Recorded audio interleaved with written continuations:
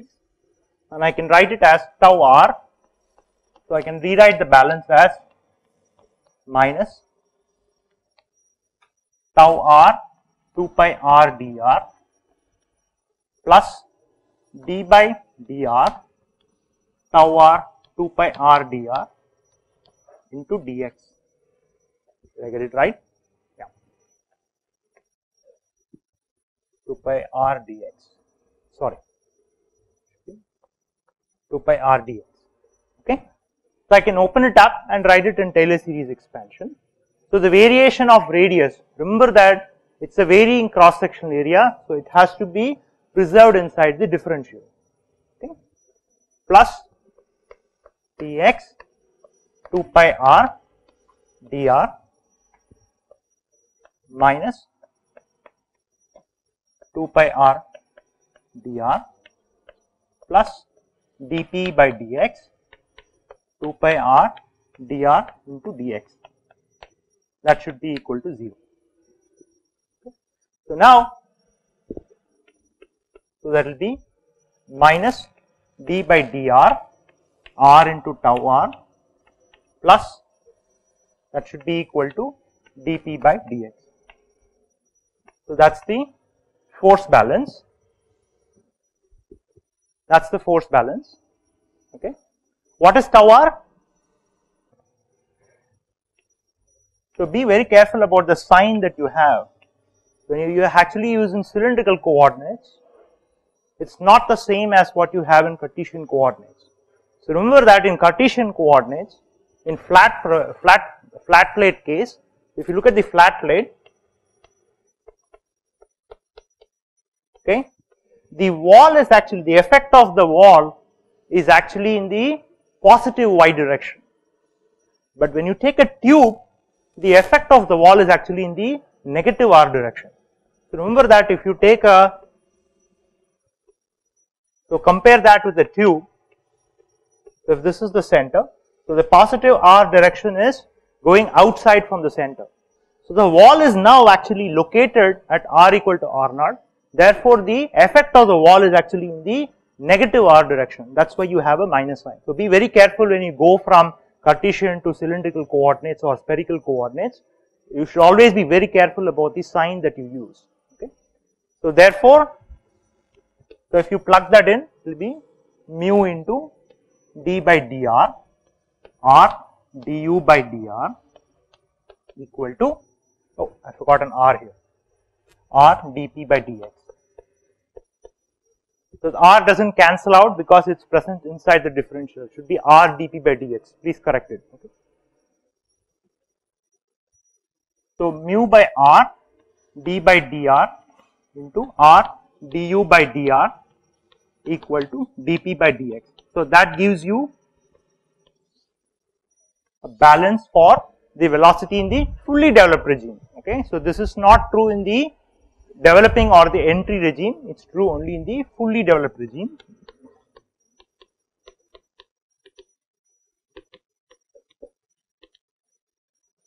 True only in the fully developed regime where dp by dx, the pressure gradient, is not a function of the radial position. Therefore, you can find out the velocity profile in the fully developed regime. How do we find the pressure gradient?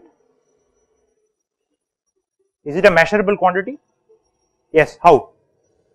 We want pressure gradient in the fully developed regime. So how do we find the pressure gradient?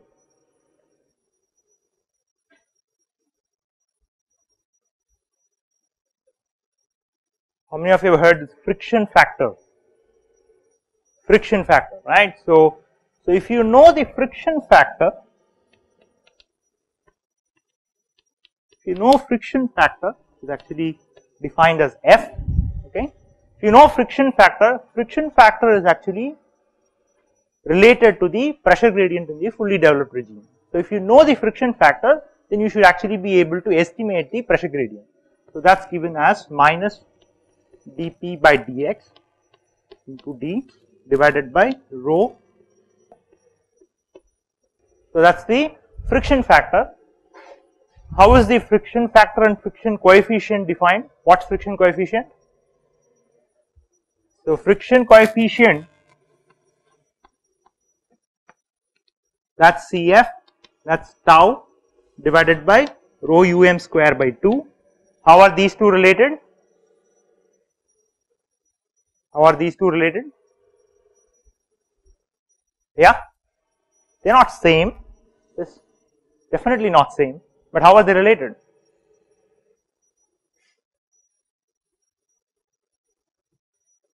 So this is, so for laminar flow conditions, it actually turns out that it's 4 times Cf, okay, this is only true for laminar flow, okay. Now if you are looking at turbulent flow and other conditions, there are some correlations which is available for the friction factor, which is in terms of the Reynolds number. And so that's given by, so for laminar flow, so this 4 times Cf approximately translates to 64 by the Reynolds number. Reynolds number is defined based on the diameter of the tube, not the radius, okay. So RED is defined as rho um d by mu. So which means that the Reynolds number does not change with the location, okay. So it's defined based on the mixing cup velocity, okay. And for turbulent flow,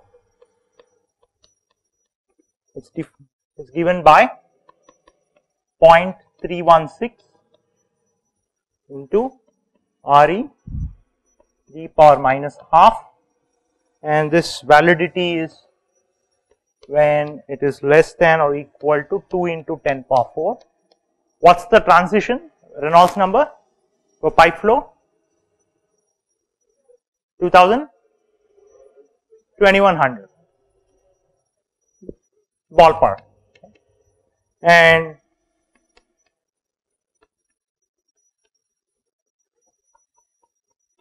pi, and this is valid when Reynolds number is greater than 2 into 10 power 4. So that's the correlation for turbulent conditions, and if you know the friction factor, you should be able to estimate the pressure gradient, okay. So if we know the pressure gradient, we should be able to integrate the expression and find the velocity profile, and that's what we are going to do now. So we can integrate this expression here, okay. So the integral will be, I can do it here.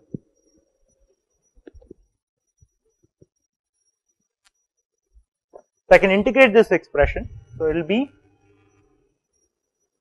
R du by dr, that's equal to 1 by mu dp by dx into r square by 2 plus C1, and u is 1 by mu dp by dx r square by 4 plus C1 ln r plus C2.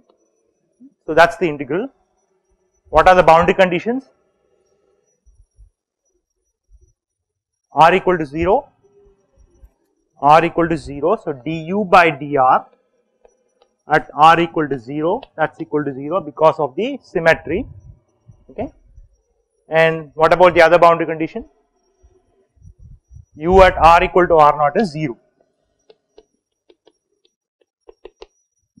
okay. So now if I put the first boundary condition, which constant will disappear? C1 will disappear, right. So we can say that, so du by dr at R equal to 0, so that means C1 is 0, so that constant will go to 0, okay. Now if I put the second constant u at R naught equal to 0, so that will be 0 equal to 1 by mu dp by dx into R naught square by 4 plus C2. So C2 will be minus 1 by mu dp by dx into R naught square by 4. So from this I can find the velocity profile, that will be 1 by mu dp by dx, so I can pull 4 out, 1 minus r by r naught the whole square, okay. So note that I have pulled a minus sign outside. R by r naught is greater than 1 or less than 1? it's less than 1. So why is there a minus sign? Because dp by dx is negative, right? So this is the velocity profile with respect to r. Okay. So here clearly we show that it's not a function of the x position because the velocity profile doesn't change, and so dp by dx has to be constant, right? So dp by dx has to be constant for a steady flow, and therefore it has to be a function of only the radial position in the fully developed region. We still don't know what happens in the entry region, we will come to that later. So from here now we should be able to find out what is the average velocity profile.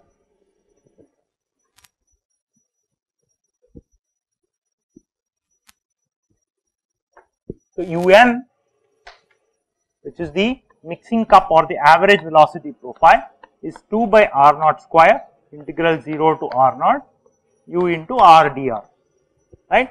So I can substitute now the velocity profile. So that will be 2 by r naught square naught 1 by mu 4 mu dp by dx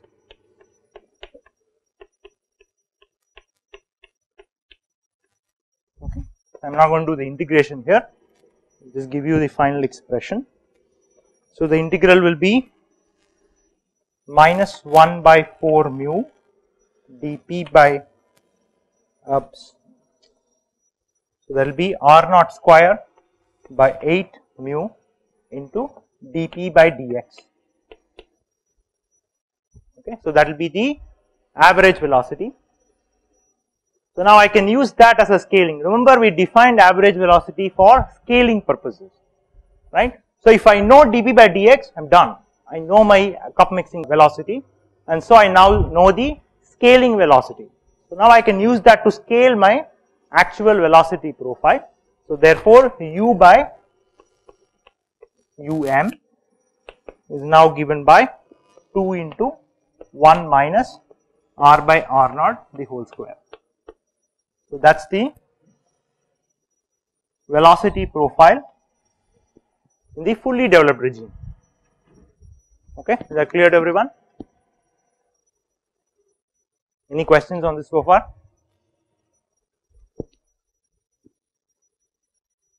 Okay, so now the purpose of all this exercise, remember that in this course the purpose is to find the heat transport coefficient and the mass transport coefficient. So what we are really interested in is the thermal boundary layer and the concentration boundary layer. Okay. But the momentum boundary layer, they have a strong effect on the thermal and the concentration boundary layer. So once we know the velocity profile, now we can proceed and find out what is its effect on the thermal boundary layer. So what we are going to see next is the thermal boundary layer.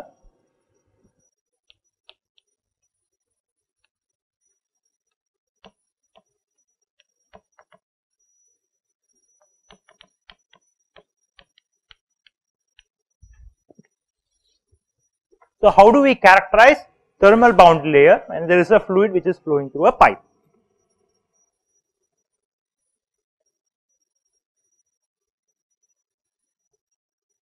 Okay. So I have a pipe here, and this is R and this is X. Okay. So now when it comes to heat transport problem, so there are two specific cases that one can sort of think of, right. So one is you can maintain a constant flux of heat that is actually removed from that surface. Okay. So first case would be, case 1 would be, I have a constant surface heat flux. Okay. So I can have a situation where the flux of heat that is either removed or given to the cylinder or given to the tube is maintained constant. So if it is at a higher, if the fluid is at a higher temperature, then there is a constant flux at which the heat is removed, and if the fluid is at a lower temperature where you want to heat the fluid, then it could be that there is a constant flux of heat that is supplied to the tube. Okay. So if I say that the fluid is now flowing inside the tube, and if I assume that it's a flat velocity profile before it enters the tube, and if I assume that the temperature is T infinity, okay, so that is the temperature of the fluid before it enters the tube. Okay, so now similar to momentum bound layer, I will also have a thermal bound layer, okay, where the effect of the surface is felt by the fluid as soon as the fluid enters the tube, and up to a certain location only if a fraction of the fluid in any cross section is experiencing the presence of the wall or the heat transport from the wall, and up to a certain location, and a location called fully developed thermal fully developed region. So at that location every fluid particle in the cross section will now experience the presence of heat transport from the wall to the fluid, or vice versa if the temperature of the fluid is hotter than the surroundings. Okay. So now similar to momentum bound layer, we can define a thermal bound layer and also a regime for fully developed thermal bound layer condition. So now what will be the temperature profile? Suppose I take x1, okay. So I want to draw the temperature profile. So let us say that this is the bound layer location, okay, and the temperature, if I assume that the heat is being supplied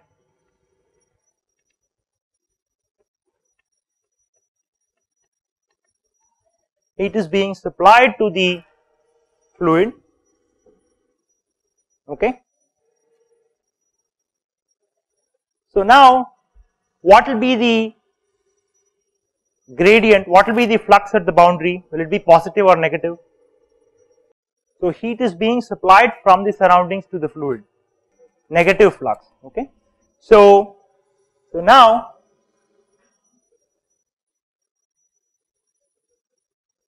okay, so that is the temperature profile. So note that this is the temperature profile, okay. This is the temperature profile and there is a constant flux at the boundary. Okay, so this is the center, that is R equal to R naught, okay. Now supposing if I take a second case where I maintain the boundary at a constant temperature, I can always do that, right. So what happens in the fully developed regime? What happens in the fully developed regime? What will be the temperature profile? Yeah. So this is at x1. What about fully developed regime?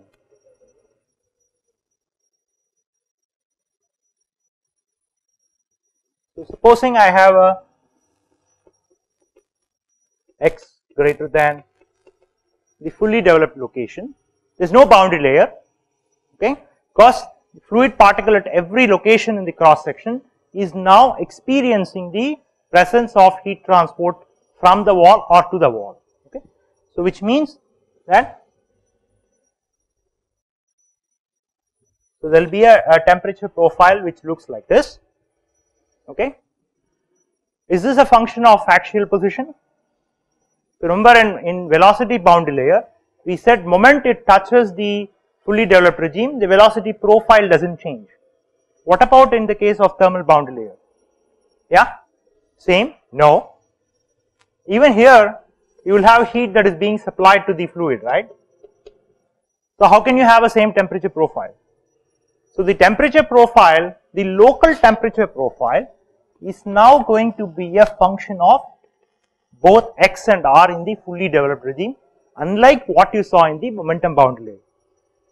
So this is a significant difference from as compared to what you saw in the flat plate case, flow past a flat plate case where all three boundary layers have a similar profile. But in case of a pipe flow, the local temperature profile is now going to be a function of both x and r. But then what is interesting is that you can still do something, yeah. No, it is not necessarily linear, not necessarily it is linear, we will actually show it rigorously that it need not be linear. So what you see is, you will see what is called the profiles will be similar, okay. We will actually mostly in tomorrow's lecture I'll actually show you how to see that the temperature profiles are similar. It's not very obvious if you look at the profiles here, it's not very obvious what you mean by similar profiles. So what you will have is similar profiles. So in any location after the fully developed regime in the thermal boundary layer case is that you will have similar temperature profiles. So note that they are not same, it's only similar. So we are going to define what is meant by similar profile, not in today's, mostly in tomorrow's lecture, okay. Alright, so now once we know this, we can go to the next case where you have a constant temperature. So supposing I maintain the surface temperature at a certain constant value, okay. So now I have a tube here.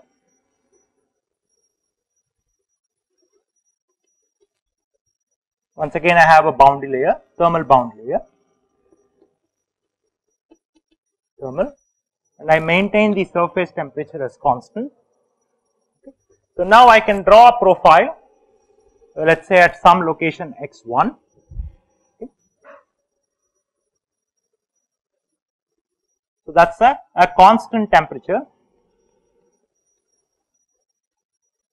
So this is at position x1, which is less than the fully developed regime, and if I look at the profile at the fully developed regime,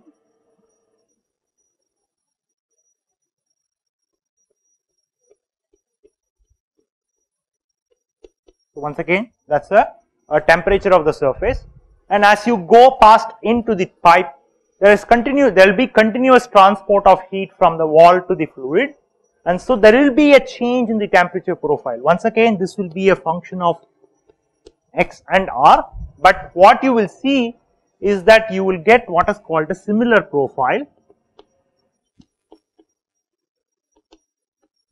and we are actually going to capitalize on this aspect that the profile is similar, and we are going to attempt to solve the problem and get the heat transport and mass transport coefficient, okay. So before that, before we even understand what is a similar profile, we need to have a reference, right? Yes. Because even if you have constant temperature, you have a flux of heat transport, right? So until the fluid temperature equilibrates, right, because of Newton's law of cooling. What's Newton's law of cooling? At the local point, the flux is given by some heat transport coefficient into the temperature difference, right. So till the fluid equilibrates with the wall temperature, there is going to be constant addition of heat from the wall to the fluid. So therefore there is addition of capacity to the fluid, and so you will see that the temperature is going to change with x location in the fully developed regime.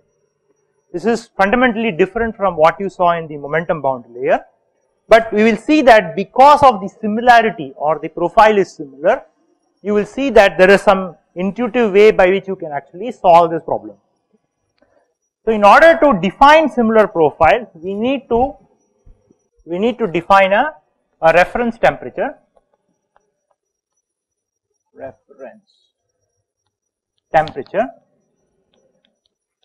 okay.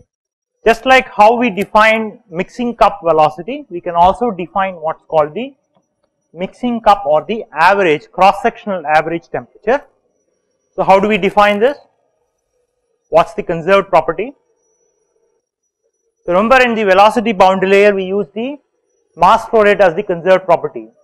So what do we do here? So you use what is called the internal energy in a given cross section. So you use the property of internal energy at a given cross section to define the cross sectional average temperature.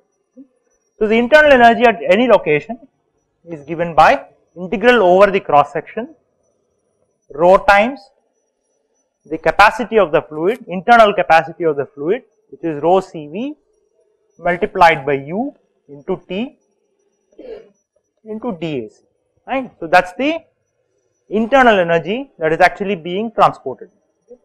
So now we can define this as rho into Cv into, in terms of the mixing cup velocity multiplied by the average temperature into the cross sectional area. So note that it is a definition. We define the average amount of heat that is actually stored in the fluid at any cross section is given by the capacity multiplied by the mixing cup velocity multiplied by the mixing cup temperature multiplied by the cross sectional area. Okay. So now, so from here we find Tm is 1 by rho Cv um AC integral over the cross section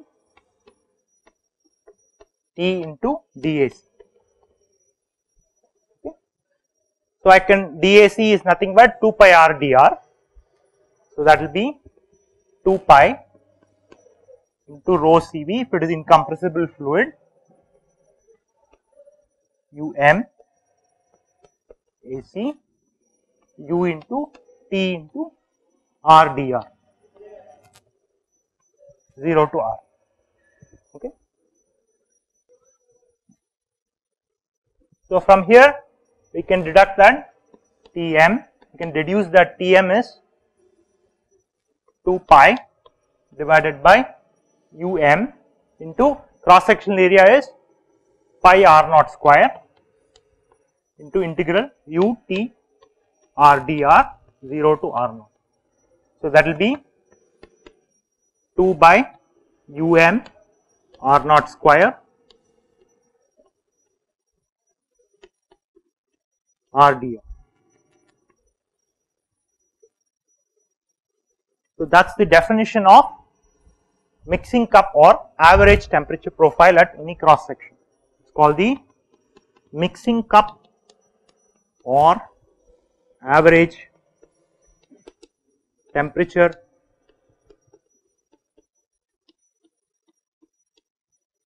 Is this a function of x position? No. Why? It doesn't matter whether it is constant flux or constant temperature. Is this constant with respect to x position? Depends whether t is a function of x and r, right? So this integral is only a function of r. So this obviously has to be a function of x position. Unlike what we saw in the velocity boundary layer, the mixing cup temperature is now a function of the x position. Okay. So what we will do in the next lecture is we will start by defining what is called a similar profile. Okay. And that definition we will capitalize on the fact that the mixing cup temperature is also a function of the axial position. We will show that the temperature profiles in the fully developed regime is very similar, and with that we will be able to solve the equations and we will be able to find the heat transport coefficient. Okay.